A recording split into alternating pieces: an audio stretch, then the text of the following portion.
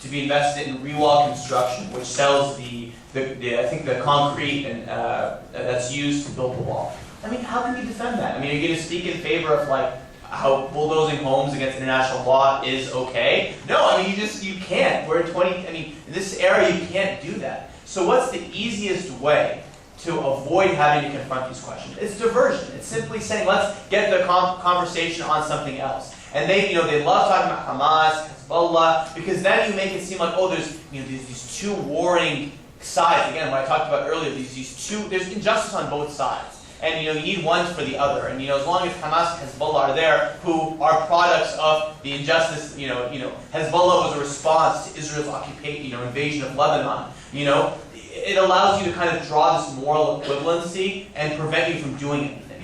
Let us remember again, those that advocates for Israel, for Zionism, their best friend is the status quo. I mean, the status quo is what they really want. They don't want to change anything. So a lot of times, the response to BDS campaigns is, let's invest in peace. I mean, what's that going to do to change, the fact that our university, which its mission is to do good in the world, social justice, is investing our funds in companies that are violating human rights? It doesn't answer the question. So they just want to divert attention, and that's all they're doing, and that's all they can do. Is divert attention. So they're going to, regularly, it's a known pattern. I was participating, actually, last month, Michael Oren spoke at American University. And that was one of those, protesting his visit. And we had, counter-protests, like 4 or 5 people across the street who were saying, talk to us about 1941 and why this happened. Palestinian leaders went to Germany. It's like, well, what does that have to do with what we're talking about? It's irrelevant. But but their hope is that we engage in that conversation. Is that we stop talking about divestment and apartheid and we get into like suicide bombings. They just love it when you come out and say, we condemn suicide bombings and this and this and this and this. That's the kind of rhetoric they want to hear. They want to put it on the defensive. So, my message to you guys, we're making progress as a movement. I really do think so. I mean, as one example, again, my introduction is mentioned, I'm going to be back at Stanford next year. When we launched divestment in 2006, 2007, people were, talking about divestment just being a horrible campaign and we can't do it. Now, when this campaign has gotten new momentum this year, in part because of Berkeley and Irvine, what's happening now is they created a group called Invest for Peace. So they no longer can really attack divestment. They're trying to move to another tactic, which is diversion.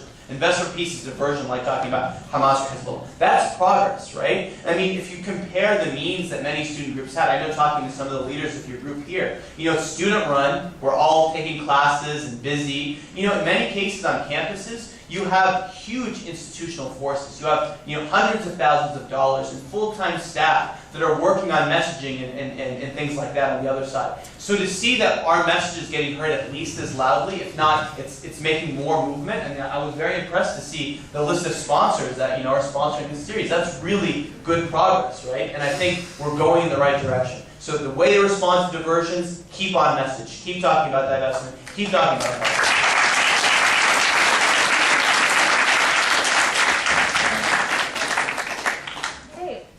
I'm a person that was really excited when Obama got elected because in his book he gives a specific, he specifically names the Palestinian people as having a unique plight.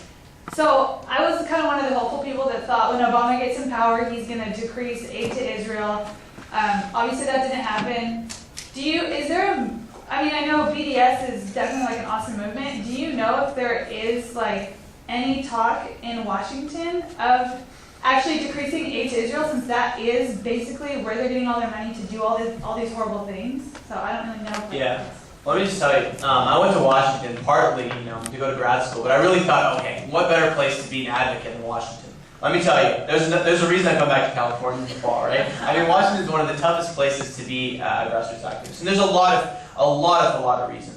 And I think, and I read Dreams of My Father, Barack Obama's book, and like you, I was very inspired. I mean, guys, Barack Obama, when he was a college student, I don't know if for those who've read the book, he was calling on his university to divest from apartheid South Africa. He was engaged in activities in front of the Board of Trustees, that kind of things that, the Muslim Student Union and other groups are doing here at that time. So he is somebody who comes from this background of social justice, and he has those ideas as a person.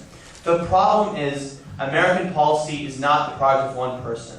I remember, Rashid Khalidi, who was, came in the media around the election because he was supposedly friends with Obama. He spoke at Georgetown like a month or two after President Obama was elected. And I went personally, I put him in a corner, I was like, okay, tell me, what's Obama's deal with Palestine? And he's like, and he said something to me which stuck in my mind. He's like, you could put the Archangel Gabriel as the president of the United States, and there really isn't much you can do. And it's not, and I'm not somebody who's a big proponent. I mean, the Israel lobby is one thing, and I think it is an important thing, and I can see it being in Washington, but there is deeper reasons. It has to do with things like the nature of American imperialism in the Middle East. It has things to do with weapons lobbies. It has things to do with the defense and CIA. And I don't think Donald Rumsfeld wakes up dreaming of Israel. I think there are structural power reasons behind U.S. policy. And unfortunately, I'm not one of those people that goes to the extreme of saying that we can't make change in the system. I think there are small things you can do in the system, but when what we're advocating for is so outside the span of what is being discussed in Washington. I mean, in Washington, the dialogue is just so out of touch with what we're talking about here. To change that dialogue, you need to move the entire framework.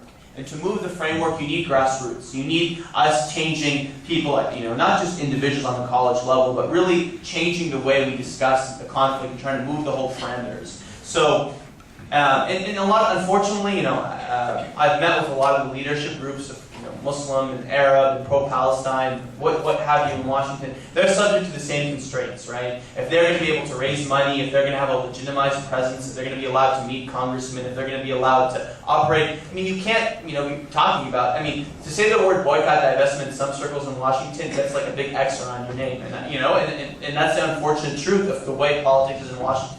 But I can promise you one thing, the last people to change when the apartheid system ends will be Washington. The change will start in places like UC Irvine, in places like UC Berkeley, in places like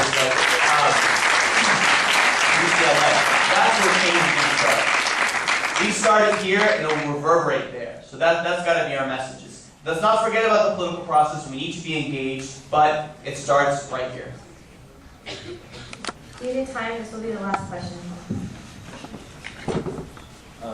Okay, I'm just rolling off the question like 2 questions ago where you were saying there's people out there who are going to try and divert you. They're going to, from what I've seen in the college campus, you basically got 3 kinds of people, right? You've got your pro-BDS people, you've got your diverters, your anti-BDS people, and then you got 90% of the population who have no clue what BDS means. Right? So when you're, okay, first of all, based off your answer to that question, it seemed to me that what you were saying was don't bother changing their minds, don't bother with that the diverters, because they're set in their ways, they're not going to change. That was my belief, correct me if I'm wrong. But what I want to know is how do we change the minds of the 90% of the people who have no clue what's going on? But that's a question. I think it's really important, and it's a good question in some ways to end on, because that's kind of the perennial struggle you always face in these kind of movements. So just to clarify your comment, I didn't say that, I don't think we should focus on the diverters, because then it becomes a conversation of 5%, as you said, which I think we want to avoid doing that. And they love doing that, by the way. The dialogue groups and all these kinds of things, they just keep the status quo going. It prevents us from focusing on the structure of discrimination that's there. So how do you reach the 90%? I think actually divestment is a great way to do that. And so what I found, right, is the reason we started divestment when I was an undergrad is because we just got frustrated that we kept doing events, you get the same turnout, you get an article, some people notice it, sometimes you get a few people whose minds are really changed, but it becomes this repetitive exercise of events, right? The cool thing about divestment, I think, is it really forces the issue across campus, because it engenders dialogue. So, I was invited almost every week, 2 or 3 times my senior year when we launched to either go to a dorm and talk, because everyone was talking about it. It was in the newspaper every day, And then also we had a strategy where we went group to group talking about BDS. So we used to reach out to any group on campus and we used to say, can you give us 5 to 10 minutes of your meeting to allow us to come and talk about this initiative that we want you to sign on to? And it's relevant to everybody, right? So when you talk about pie in the sky, policy, what's happening, it's not relevant to a lot of people. But when you say we want the Black Student Union to make a decision about whether or not it wants to sign our petition calling for something, the Black Student Union has to discuss the issue, right? And it wants to hear perspectives. truth is on the side of the is on the side